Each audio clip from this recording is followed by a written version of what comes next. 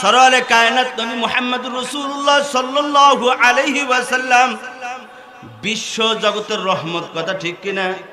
তিনি যে পথ দেখাইছেন সেই পথেই মুক্তি, সেই পথেই শান্তি। ওই পথ ছাড়া যত পথ আছে সব ভ্রান্তি আর ভ্রান্তি, কথা ঠিক কিনা? হযরতে খালেদ সাইফুল্লাহর মতন সাহাবী তিনি শহীদের দরজা পান নাই। আর আমার মতন কোথায় সেন্টু, কোথায় মন্টু। এখন তো জিহাদের কথা বলাই যায় না, কথা ঠিক কিনা? যদি একটু নারায় তাকবীর আল্লাহু আকবার জোরে বলা যায়, মাথা গরম হয়ে যায়, কথা ঠিক কিনা? আপনারা এখানে আছেন তো ইনশাল্লাহ? মাথা গরম হয় কি হয় না? কার হয়? মাথা তার ছিঁড়া না ও তার ভালো আছে?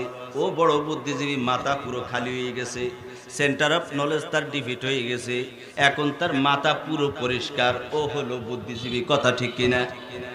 বড় বুদ্ধিজীবী ও সব থেকে ভালো বোঝে, বানরের সূত্র ধরে চলে, ওর মগজটা আছে বানরের মতন, কথা ঠিক কিনা?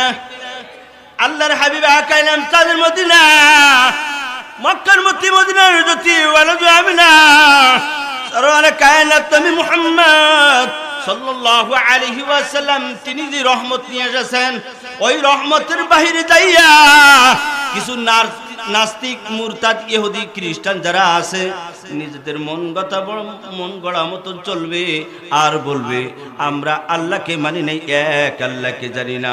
যারা ইহুদি তারা তৃতীয়বাদেও বিশ্বাসী, যারা খ্রিস্টান তারাও তৃতীয়বাদে বিশ্বাসী, যারা